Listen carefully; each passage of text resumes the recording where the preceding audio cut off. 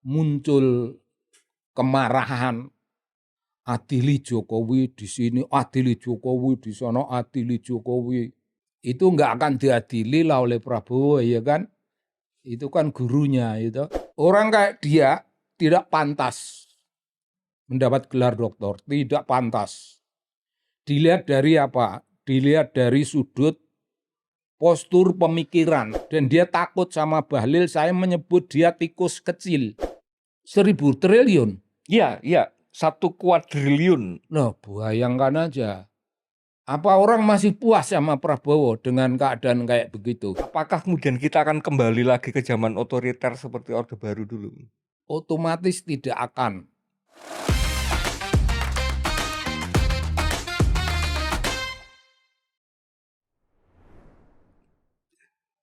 Salam Pancasila.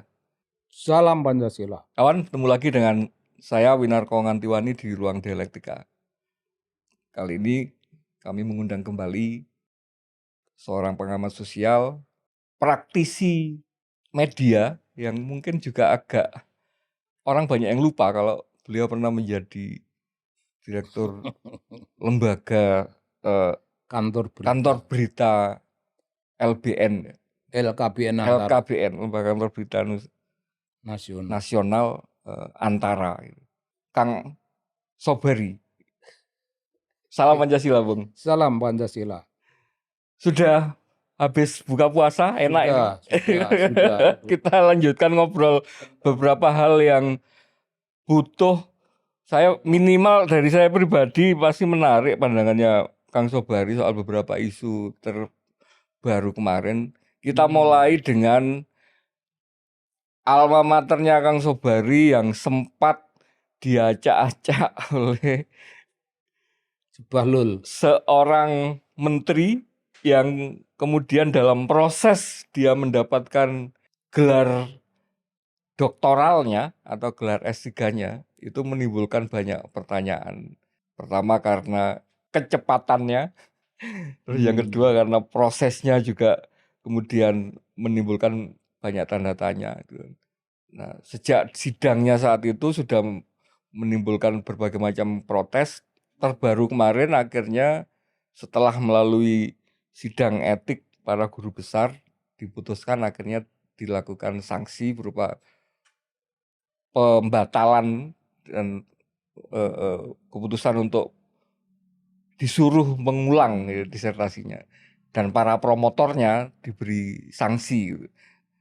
Nah, tapi ini ternyata tidak cukup katanya, banyak kalangan yang kemudian ya nggak hanya sekedar seperti itu sanksinya gitu. Nah, sebagai salah seorang senior alumni UI, ini kira-kira pandangannya seperti apa, Kang, terhadap kasus disertasinya Bahlil ini? Saya sudah menulis kira-kira 6 video semenjak pertama kali muncul sebagai problem. Saya langsung bicara. Nah, kalau kita mau membahas apa yang terakhir ini ada usulan Dewan Guru Besar itu pun sebenarnya kurang radikal karena Dewan Guru Besar hanya memberikan sanksi untuk ditulis kembali, tetap harus menulis ulang, menulis lain. Jadi bukan itu lagi, mulai dari nol lagi gitu. Jadi temanya juga harus ganti? Kira-kira begitu. Itu sebenarnya masih keenaan. Karena pencuri di bidang akademik itu kan yang dicuri pikiran orang dan data milik orang. Itu pencuri itu.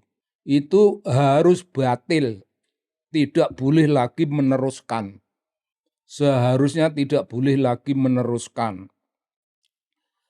Ini kalau ngomongin apa yang ditulis, saran-saran yang disusun oleh Dewan Guru Besar, itu bagi saya enggak. Itu harus apa yang menurut Kang Sobari pantas untuk kenakan sanksi terhadap Enggak boleh nulis lagi, enggak boleh ambil gelar di situ. Silakan. Jadi kalau UI tidak menerima seorang Bahlil untuk mengambil. enggak boleh karena dia maling kan. Ini pencurian, ini mencuri data, Pencurian mencuri akademik lah. pemikiran. Pencurian di bidang akademik. Plagiarism. Itu keras, itu dalilnya, itu sanksinya keras sekali. Enggak boleh. Itu ya lebih kejam daripada the betrayal of intellectuals. Kalau betrayal itu mungkin hanya seorang intelektual yang menyimpangkan prinsip tertentu. Kalau ini fatal, mencuri. Nomor satu. Dua, Dewan Guru Besar itu promotor dan kopromotor itu harusnya tidak boleh ngajar lagi. Karena Bahlil yang mencuri tapi mereka yang membenarkan. Ya. Kan sama. Ya. Si kopromotornya itu orang Fakultas Ekonomi. Dekan bahkan ya kalau nggak salah ya. Mungkin dekan. Karena tempo hari dia ingin menyalonkan jadi rektor atau apa, dia enggak terima. Nah, yang kedua dekannya. Dekannya itu sudah menerima gratifikasi posisi di BUMN. Nah, itu harusnya cabut. Posisi itu enggak boleh lagi. Harusnya macam gitu. Terus dosen yang lain itu pengujinya itu ada 5, 2 promotor dan co-promotor, ada 3 lagi orang. Nah itu dosen-dosen itu penguji-penguji itu ada 2 orang luar. Maksudnya dari luar UI? Dari luar UI, itu nggak tahu mau dikasih sanksi apa.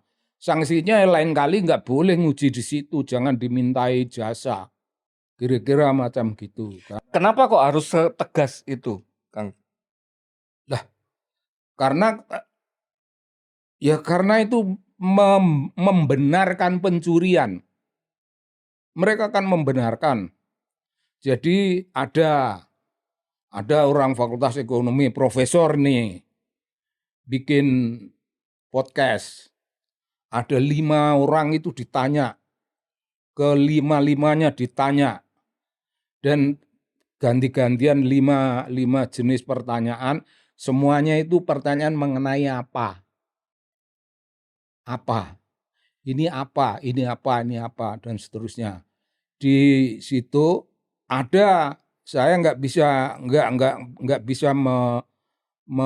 menandai ini siapa yang ngomong, ini nggak bisa karena di luar nggak kelihatan orangnya. Itu ada, Bung, penjelasan dari seorang penguji yang mengatakan si Bahlil ini lemah dilihat dari sudut pemikiran akademik. Lemah. Tapi podcast itu kan sudah tahu. Dia dulu lulus cum laude. Enggak ditanya sama yang podcast, sama pewawancara, host. Enggak ditanya, mengapa you kasih cum laude? Kan orang itu lemah. Nah, itu enggak. Dan aku yang ngomongkan itu. Aku yang ngomongkan tidak boleh. Sampai saya memiliki satu rumusan.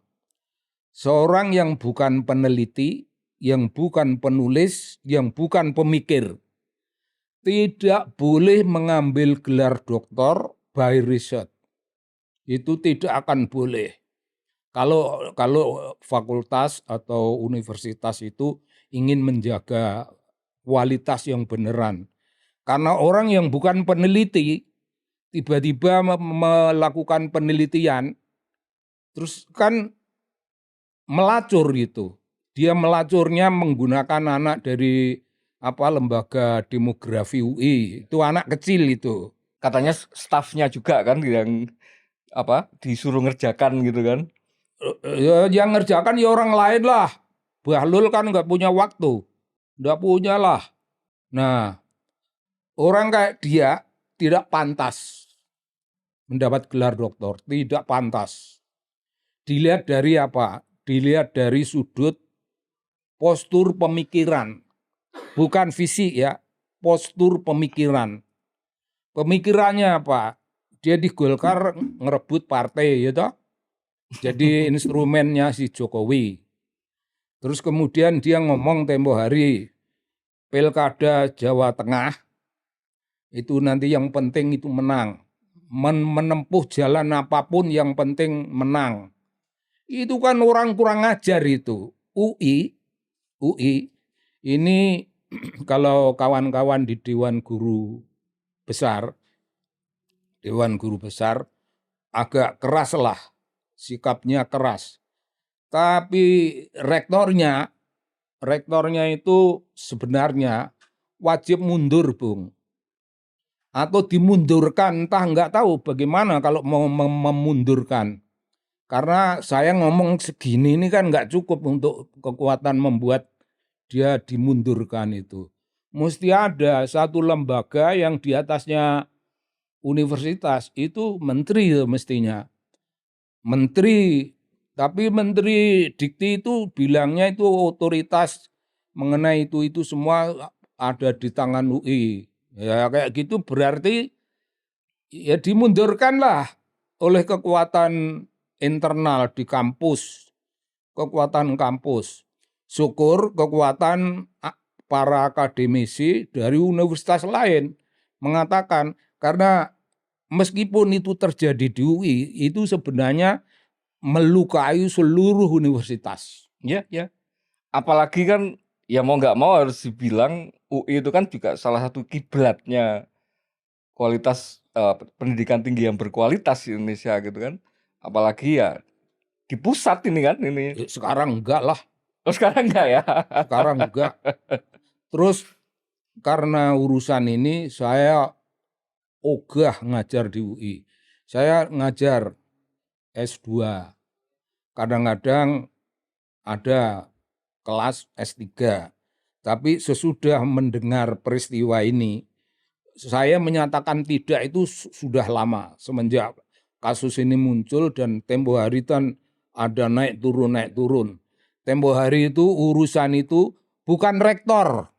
Ini pun bukan rektor yang berpikir itu Dewan Guru Besar yang merumuskan persoalan-persoalan. Rektor cuman angop, menguap, dan dia takut sama Bahlil. Saya menyebut dia tikus kecil. Tikus kecil ketemu Bahlil kucing, tapi kucing gering. Bahlil kucing gering bukan kucing sehat. Nah ini nggak tahu, Bung. Kalau Prabowo mau mencampur tangani urusan ini, berhubung ini urusan dalam kabinet dia, kok ada menteri yang melakukan tindakan-tindakan pencurian seperti itu, Prabowo mengambil tindakan itu boleh saja. Meskipun ya enggak ya gimana, Bung? Bahlil itu kan urusannya tampak betul itu. Oportunistik. Sangat oportunistik pikirannya. Nah, tempo hari itu ada satu penguji yang menjelaskan orang ini bukan anak siapa-siapa. Jadi ya kita luluskanlah. Ini cum laude gitu. Nah itu ngomong begitu. Tapi tidak ditanya oleh podcast. Podcast itu Renal Kasali gitu aja lah. Iya makanya dari tadi kenapa gak langsung disebut aja, wong jelas sudah. Renal. Podcast cuma nanya apa. Dan ada persoalan yang bertentangan antara kemampuan akademik, kurang berpikir reflektif, kurang berpikir teoritik, tapi lulus cum laude. Kan kurang ajar sekali itu fakultas itu memberi penilaian seperti itu. Dan si Renal itu sebagai profesor enggak menanyakan apa-apa, enggak menuntut apa-apa. Jadi bagi dia itu sudah benar. Nggak nuntut. Kalau saya nuntut, itu tadi yang bukan peneliti tidak boleh mengambil gelar by research. Nah, ya Pak kayak begitu. Terus dia si Chandra itu dekannya makan duit tambang. Bukan tambang, duit dari BUMN. Itu gratifikasi toh. Terus itu data pokok yang didapat dari Jatam itu menggunakan anak kecil wawancara, katanya wawancara itu untuk kepentingan lain, bukan untuk disertasi, ternyata untuk disertasi. Itu pencuri, Bung. Itu nggak boleh seorang calon sarjana meneruskan itu. S1 pun nggak boleh, apalagi S3. Nah, kayak begitu. Jadi sebenarnya ini rektor, besok saya akan taping lagi, saya akan mengulang kembali supaya rektor itu dimundurkan. Kalau dia punya harga diri, mundur, itu bagus sekali. Karena mungkin dia tidak punya harga diri semewah itu. Karena dari awal-awal tempo hari itu yang ngomong itu majelis wali amanah yang tidak amanah sama sekali. Wali amanah tapi tidak amanah, tapi dipercaya sama rektor. Itu artinya rektornya itu pengecut, tidak berani bertanggung jawab. Sekarang ini tahap terakhir, keputusan yang terakhir, itu Dewan Guru Besar itu disuruh rapat dan mereka merumuskan, ruwet lah rumusan-rumusannya. Itu yang ngomong si rektor dan tidak ngomongkan yang itu, melainkan ngomong yang lain lagi yang lebih ringan. Lebih ringan lagi omongannya. Jadi ya universitas itu kalau nyari orang yang namanya majelis wali amanah itu ya orang yang sarjana yang beneran lah. Sarjana yang beneran, yang intelektual beneran. Tidak boleh serampangan. Sehingga kalau ada terjadi hal semacam ini, wali amanah itu orang yang paling berada di garis depan yang mengambil keputusan. Dan tidak ada kepentingan. Kan? Nggak ada kepentingan apapun. Tapi kalau ini kan ada kepentingannya tambang-tambang itu tadi. Nah kira-kira itu. Ini yang relatif yang paling baru. Tapi mengenai Renal Kasali saya sudah bahas beberapa kali. Saya dengar dan juga lihat di sejumlah grup WA itu sudah beredar petisi di change.org itu untuk tadi secara internal sivitas akademika lah untuk bersuara memang terhadap rektor gitu ya tentang masalah ini. Gitu. Oh, mereka musuhan ke rektor? Enggak, bikin petisi online itu. Jadi alumni kalau mau dukung tanda tangan online gitu nanti terkumpul entah berapa ribu orang gitu untuk kemudian di. Saya boleh nomor 2 lah saya. Ya artinya sudah ada upaya yang dimasukkan Kang Subari tadi untuk mendesak rektor ini apa. Tapi begini Bung, yang memalukan bagi saya itu saya kenal banyak profesor di situ, banyak doktor di dalam, tapi bungkam karena di fakultas lain. Sebagian mungkin karena fakultasnya lain. Merasa nggak ada kaitannya gitu ya. Kalau urusan dunia akademik itu urusan moralitas dan etika. Itu dimanapun terjadinya kita berkaitan. Terjadi di Gajah Mada kita bisa ngamuk untuk urusan Gajah Mada. Terjadi di Papua sana, sekolahnya si Bahlul itu bisa. Nah jadi sebenarnya tempo hari Bahlul itu ngomong di depan orang banyak. Dia bilang mau menulis ulang.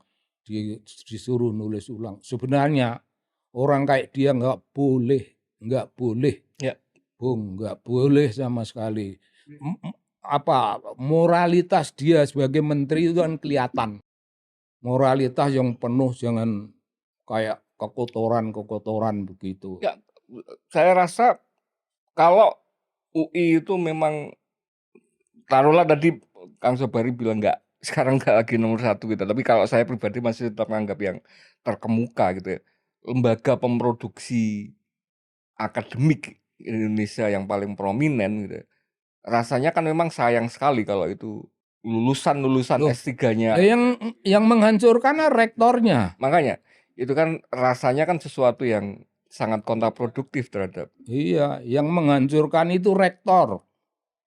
Jadi rektor lah yang harus dihancurkan sekarang. Suruh dia mundur. Jadi seluruh sivitas akademika ya, seluruh kau nggak tahu. Apakah itu orang-orang yang bekerjanya bukan di UI. Mereka yang jadi dosen di UI pada pengecut kali. Nggak ada yang berani ngomong. LIPI itu banyak lulusan dari UI tapi ya nggak ada yang. Karena kemudian sudah muncul guyonan tuh misalnya kalau tanyain nanti dokter dari mana, dari UI, itu masih ada kualifikasinya lagi. Sebelum pra pasca balil katanya kan gitu kan. Iya bisa, betul itu. Kalau pranya balil mungkin masih bagus, tapi kalau paskanya ya. Itu betul. Kalau Prabowo orang yang memiliki sensitivitas etik, melihat menterinya begini copot. Banyak di Indonesia ini orang yang jauh 3-4 kali lebih pandai dari Bahlil, banyak 3-4 kali lebih bermoral dari Bahlil, banyak. Ya, ngapain Bahlil? Bahlil ini kan Jokowi yang, tapi kenapa Prabowo menyambung-nyambungkan begitu. Nah, itu mestinya Bung diomongin. Ya. Nanti kita ngomongin soal Prabowo sama Jokowi. Tapi sebelum ke situ, saya juga ingat gini, Bung Sobari ini S3-nya juga di UI. Iya. Selain alumni S1-nya di UI tahun 70, 80, S3-nya, dan itu relatif baru ya. Iya. Tahun 2017 kalau nggak salah. 16 ya. 2016 itu menyelesaikan disertasi dengan judul Perlawanan Politik dan Puitik Petani tembakau. Petani tembakau di Temanggung. Bung, berkaitan dengan judul disertasi itu, saya jadi teringat ada fenomena agak rame juga di media sosial sekitar mungkin 2 minggu yang lalu. 3 minggu. 3 mingguan yang lalu itu ada kelompok musik punk dari Purbalingga, region yang nggak jauh dari Temanggung sebenarnya. Iya. Yang itu kemudian mereka kritis terhadap polisi dan harus dibredel gitu. Itu kan jadi saya agak nyambung dengan petani di sana itu, kalau temuannya Bung Sobari kan punya karakter perlawanan yang puitis gitu kan. Ternyata iya betul. Jangan-jangan grup band Sukatani ini meneruskan tradisi itu gitu, tradisi perlawanan melalui musik ini kan gitu. Bisa jadi Bung. Anggapannya gimana terhadap keberadaan kelompok band seperti Sukatani ini? Dari pelosok ya, Jawa Tengahnya bukan di kota besar gitu ya. Bukan. Tapi kemudian bersuara yang itu gaungnya kemudian resonansinya secara nasional gitu, mengkritik polisi ini.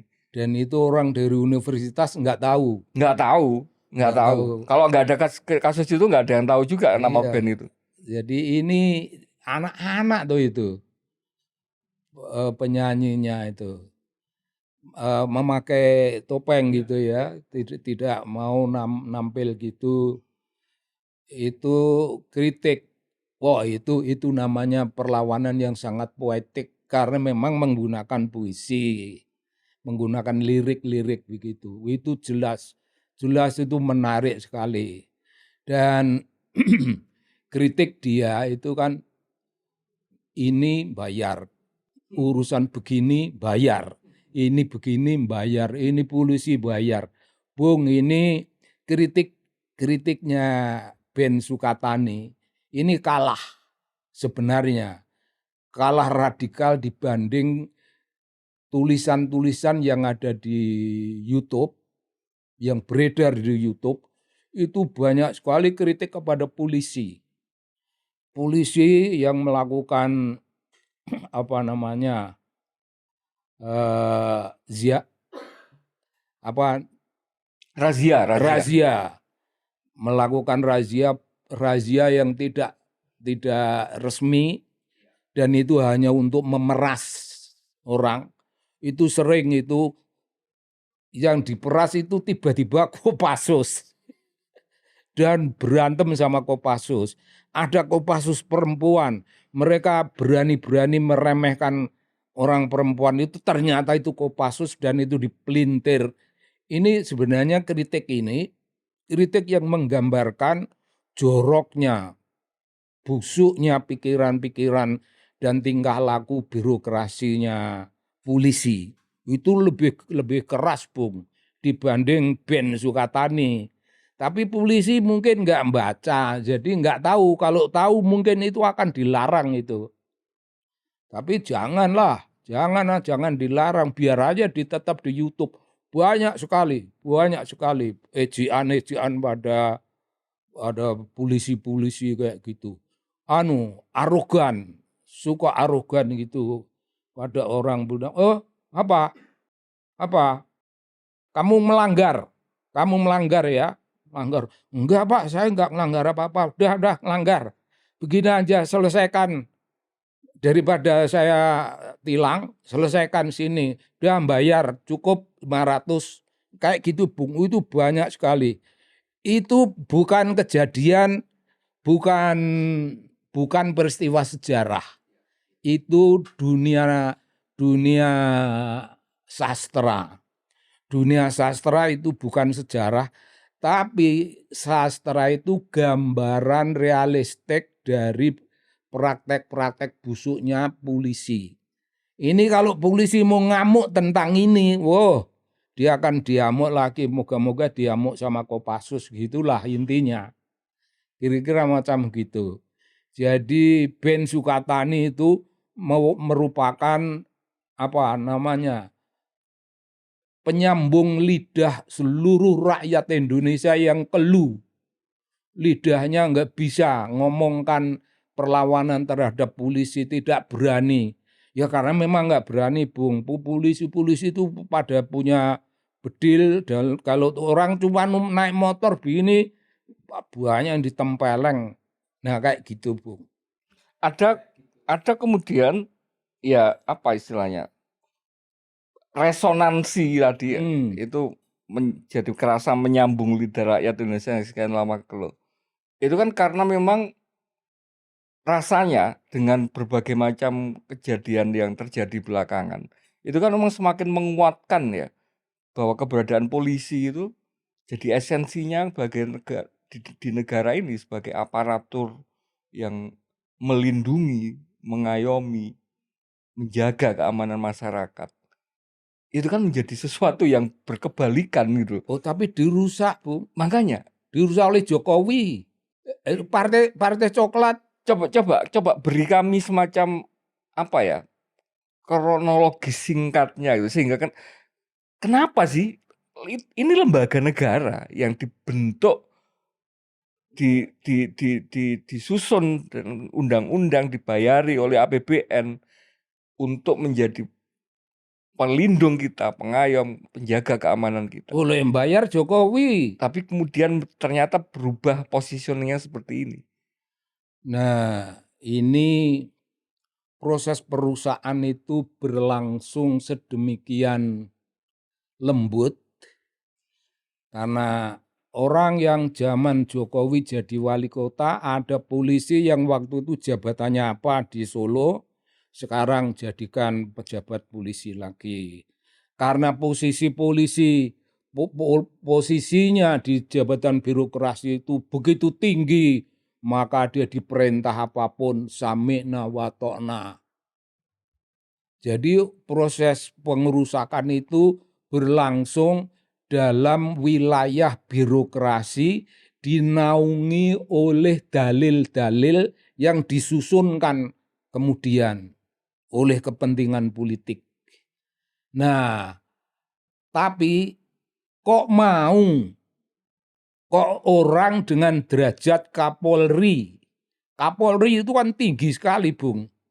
Kok derajatnya kok cuma mengabdi kepada Jokowi? Itu dari mana logikanya?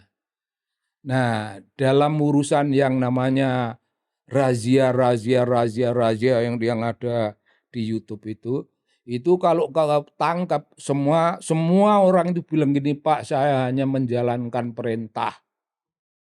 Hanya menjalankan perintah. Terus ada satu arogan sekali dalam satu jenis tulisan itu dia menjalankan peraturan perundang-undangan. Ini peraturannya begini, kamu melanggar, kamu kena tilang, kalau nggak mau ditilang, ayo dibayar di sini. Dan itu atas nama peraturan. Ini suci. Saya menjalankan peraturan, gitu Bung. Meres rakyat, menindas rakyat, tapi mengaku menjalankan peraturan perundang-undangan. Wah, keren lah. Ini kalau Prabowo tidak mampu membenarkan ini, maka kepolisian akan terus seperti ini selama-lamanya. Jangan-jangan sampai nanti tahun 29 Prabowo maju lagi, polisi masih dipelihara oleh Jokowi. Ya, siapa tahu, masih. Jadi adalah polisi yang waras-waras itu yang mengatakan, saya enggak mau disuruh jadi begini. Enggak mau. Kayak gitu ya ada Bung, yang waras-waras itu ada. Bangsa kita ini kan keren ya itu. Ada yang bejat begitu, tapi yang waras itu tidak kurang. Tapi seringkali yang waras itu kalah kenceng. Kalah kenceng, kalah pengaruh, kalah wibawa. Itu wibawa birokrasi, Bung. Tapi wibawa moral belum tentu. Jumlah kita yang baik-baik itu sedikit, tapi kewibawaan moralnya tinggi. Enggak berpengaruh itu kan enggak berpengaruh di birokrasi, tapi dia disorot oleh masyarakat. Dia suri teladan agung bagi warga masyarakat. Bapak ini polisi. Bapak ini polisi tapi baik gitu. Tapi kalau menurut Gus Dur hanya dua itu ya. Hanya Pak Ugeng sama polisi tidur gitu. Enggak, itu kan yang sebenarnya justru yang paling menggelisahkan gitu. Karena kemudian salah satu yang rasanya entah ini bisa disebut akar masalah atau enggak gitu ya. Kemudian ketika proses rekrutmen polisi pun itu kan seringkali ditemui berbagai macam praktek ya korup itu sendiri gitu kan.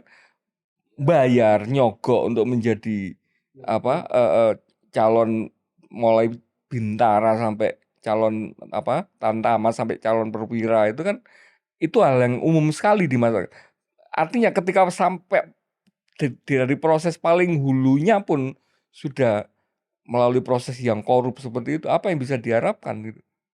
Orang yang mau masuk bintara atau yang rendah-rendah tamtama paling rendah tamtama dulu. Oh, tamtama berbintara, ya udahlah gulungan tamtama. Itu kan jual lembu, Bung, untuk masuk situ. Apalagi yang jurusannya lalu lintas. Kalau lalu lintas itu kan duitnya kembalinya agak cepat itu. Itu yang jual lembu, jual apa, jual sawah. Tapi harus kembali. Jadi selama urusannya itu mahal begitu biayanya, maka mencuri, korup, menyimpang itu konsekuensi lebih lanjut dari barang yang awal-awalnya mahal ini. Nah, yang kayak begitu Bung. Tapi ya benar Gus Dur lah. Polisi yang baik itu Pak Hugeng sama polisi yang sedang tidur. Wah, sudahlah Bung. Ini sekarang ini situasi ketika pilpres kemudian disusul oleh pilkada, itu polisi tampil menjadi suri teladan keburukan-keburukan karena dia menggerakkan kekuatan-kekuatan. Jokowi yang punya kemampuan merusak ini, Bung.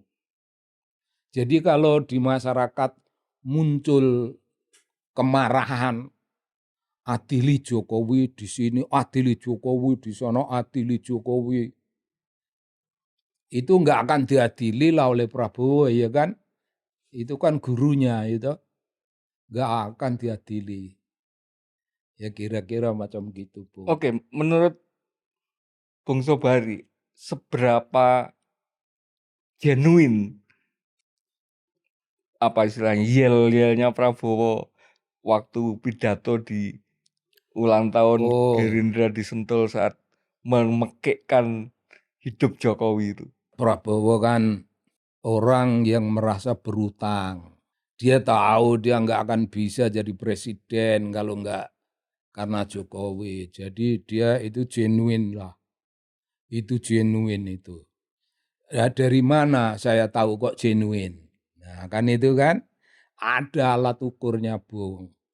Orang di dunia penelitian itu kan selalu ada tolok ukur ini. Ini alat ukurnya itu omongan Prabowo sendiri.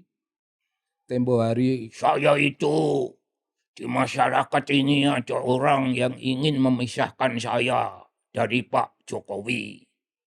Omongan dia itu menjadi ukuran bahwa teriakan dia hidup Jokowi itu murni itu, Bung. Itu murni. Nomor satu. Nomor dua, yang namanya Pak Hasyim, itu adiknya ya toh. Pak Hasyim itu pernah bilang, Bung, kita ini ditipu-tipu sama Jokowi, sekian miliar ditipu-tipu untuk gitu. Jadi Hasyim mengomongkan gitu, itu artinya Hasyim tidak sejalur dalam pemikirannya dengan Prabowo. Nah, tapi Prabowo berpendirian lain. Jadi Hasyim sudah ngomong begitu, dia pun ngomong lain. Itu ukuran lain lagi. Bahwa Prabowo itu ngomong hidup Jokowi itu tulen itu, Bung. Itu tulen ya Prabowo,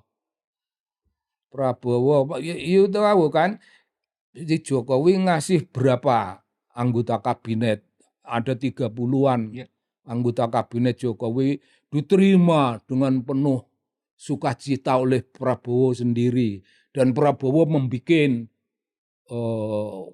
orang dalam anggota kabinetnya sehingga semuanya ada kurang lebih 100 kayak gitu kan.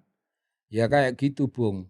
Jadi ukuran-ukuran apa yang mengatakan, apa yang turut mendukung pernyataan bahwa teriakan hidup Jokowi itu genuine. Wow, genuine sekali. Genuine sekali. Dan kita menangis mendengar ucapan itu kok genuine itu loh.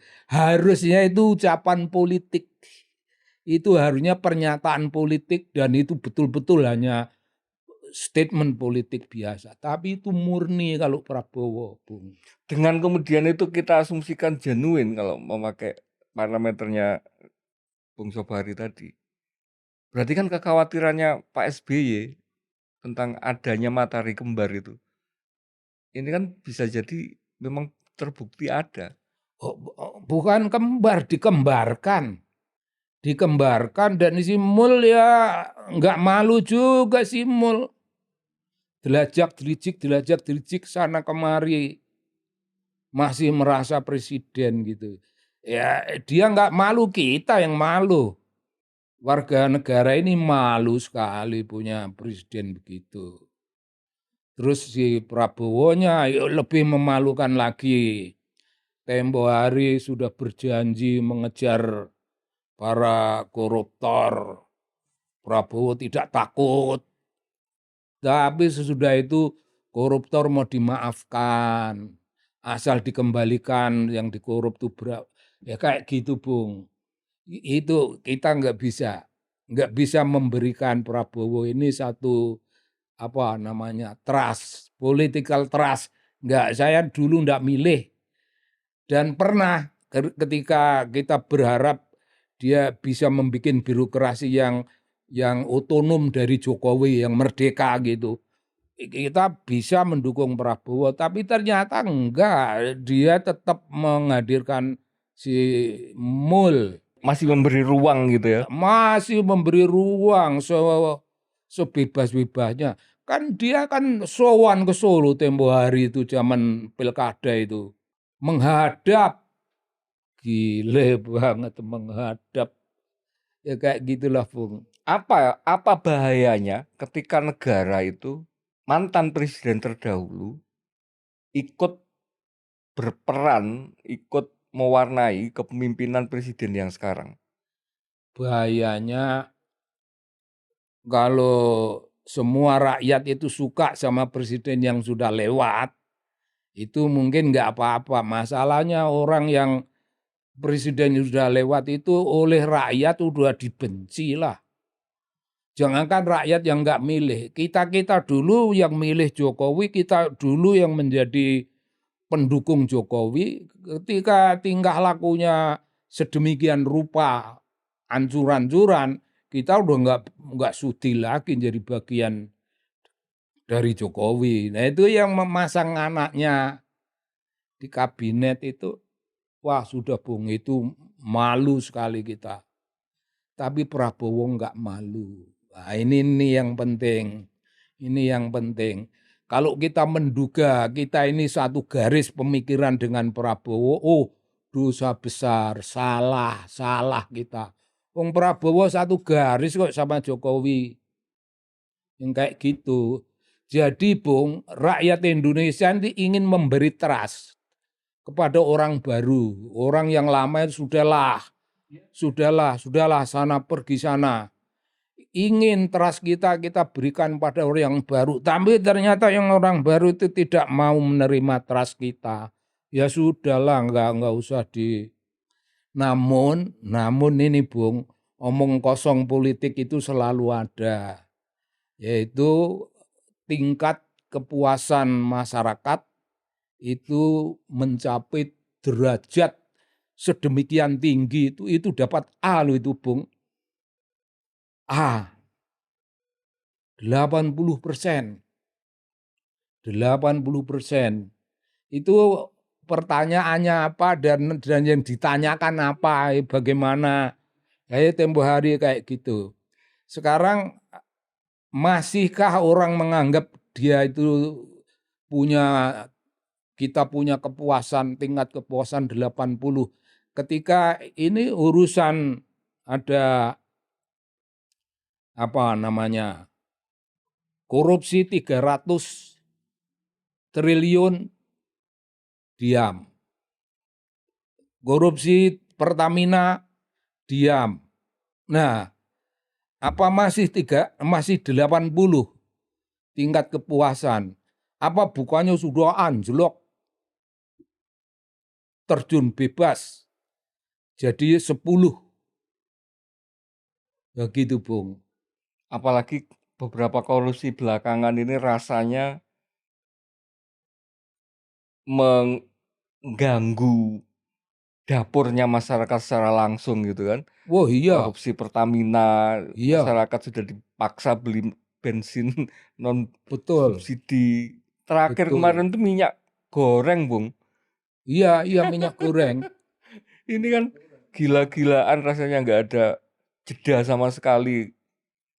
Terus ini mau menaikkan apa pajak apa tempo hari?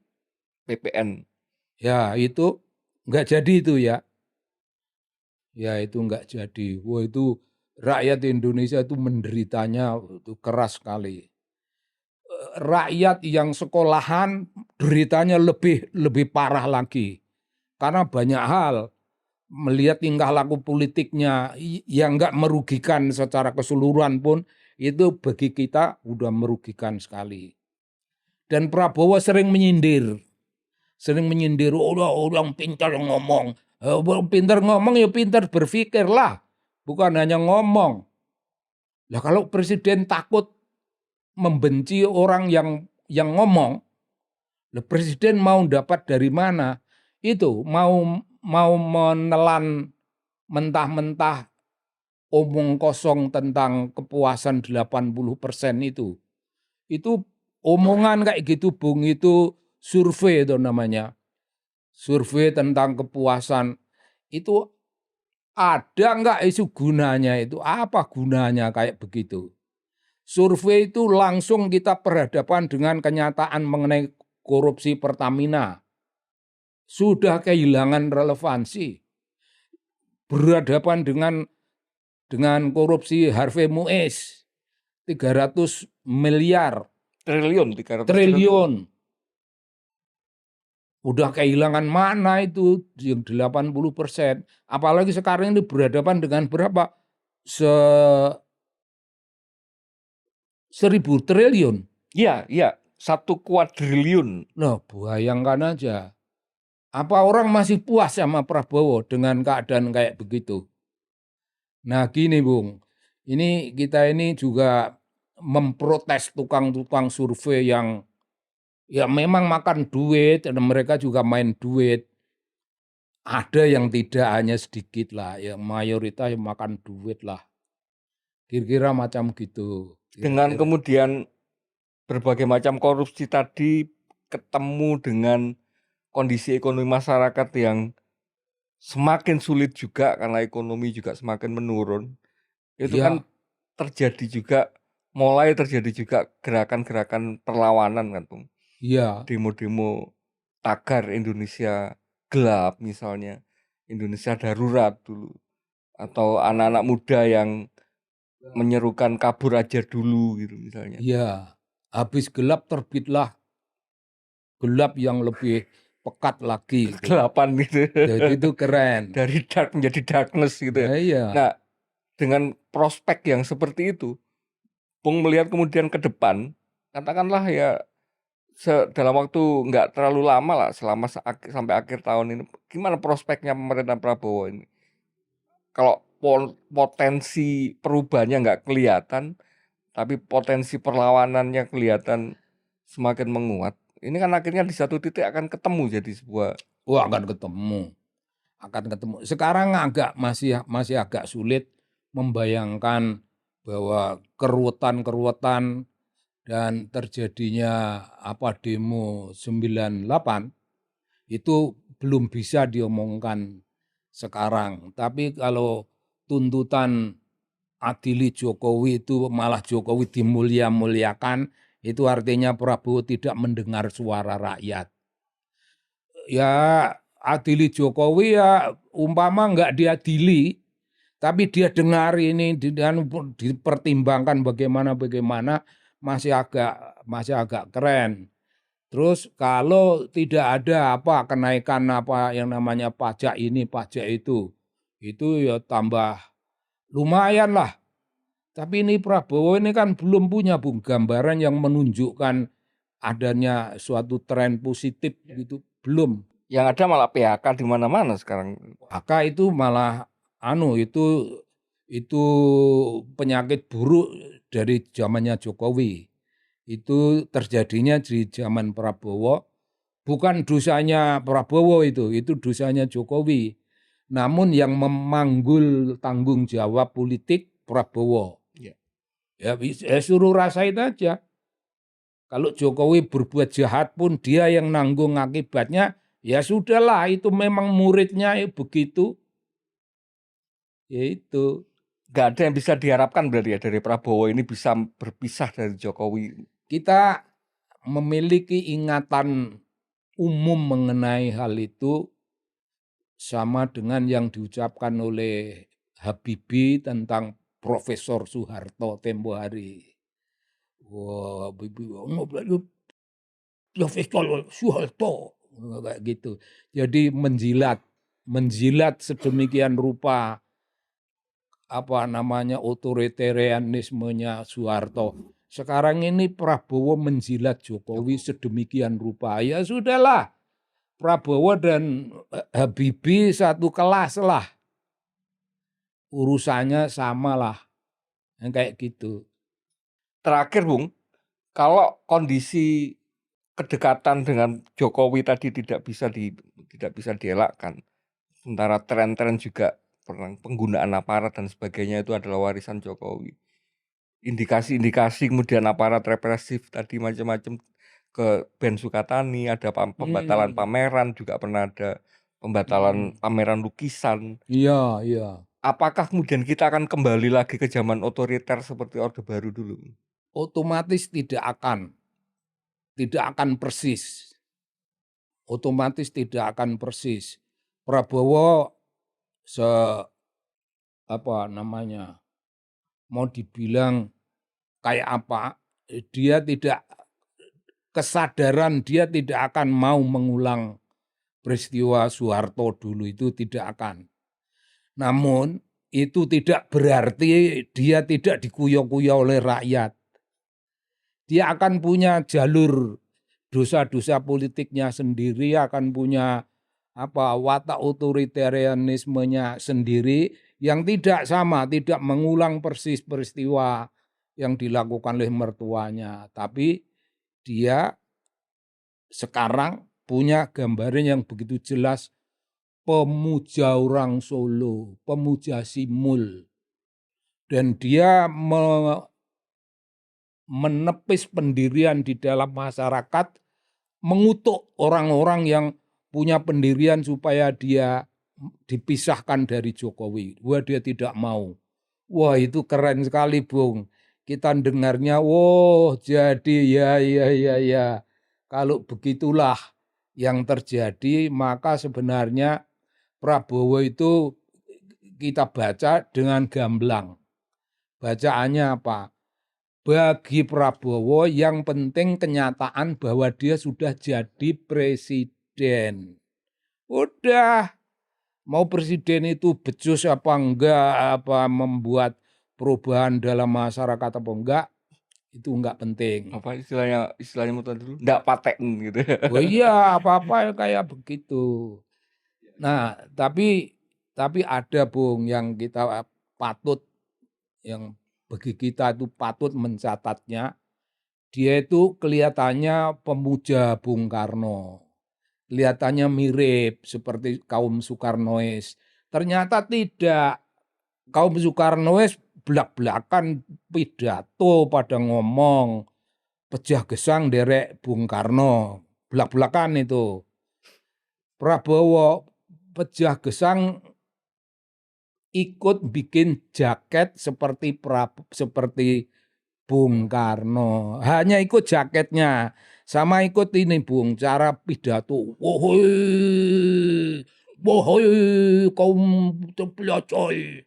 Enggak Bung, dia tidak meneladani Bung Karno sebagai pemimpin negara-negara Asia Afrika. Tidak dalam level pemikiran. Tidak dalam level leadership, tidak dalam level pemikiran, tapi itu pujaan anak remaja. Bajunya. Hanya outfitnya. Bajunya. Hanya luaran dan outfitnya gitu. Ya, keren ya, Prabowo itu keren ya, bisa. Satu lagi, sedikit aja. Iya. Begitu banyak sekarang gejala-gejala Prabowo menghidupkan lagi dui fungsi ABRI dulu. Oh iyalah. Ini bukan sesuatu yang mengkhawatirkan juga kalau di kacamatanya Bung Sobari. Selama Prabowo masih mampu meyakinkan rakyat, meyakinkannya dengan apa? Dengan omong kosong yang bisa diterima rakyat. Nah, itu mungkin itu tidak terlalu masalah. Kalau ada masalah, nanti peraturannya itu diubah. Peraturannya yang dirubah, bukan kita menyesuaikan diri dengan peraturan yang sudah tertulis. Bukan, peraturannya yang dirubah. Sekarang kan gayanya Prabowo seperti itu. Aturan disesuaikan dengan kebutuhan saat ini. Nah, kalau udah begitu, itu namanya seorang pemimpin yang tidak pernah mengandalkan apa yang sudah menjadi konvensi politik. Enggak ada konvensi-konvensi nggak ada tradisi politik, nggak ada apa. Dia bikin baru. Ya kalau hebat nggak apa-apa, itu dia nyatanya. Gitu, Bung. Tidak berharap memang saya ada apa istilahnya eh, eh, kabar baik gitu ya, bahwa ada kemungkinan Prabowo bisa lepas dari Jokowi, tetapi mendengar gambaran Bung Sobari tadi, terus terang saya menjadi jauh lebih muram gitu ya, melihat bahwa rasanya kita memang beneran punya masa kepemimpinan Jokowi periode ketiga pakai second account gitu katanya sekarang gitu. Apa salah kalau orang bilang Indonesia gelap?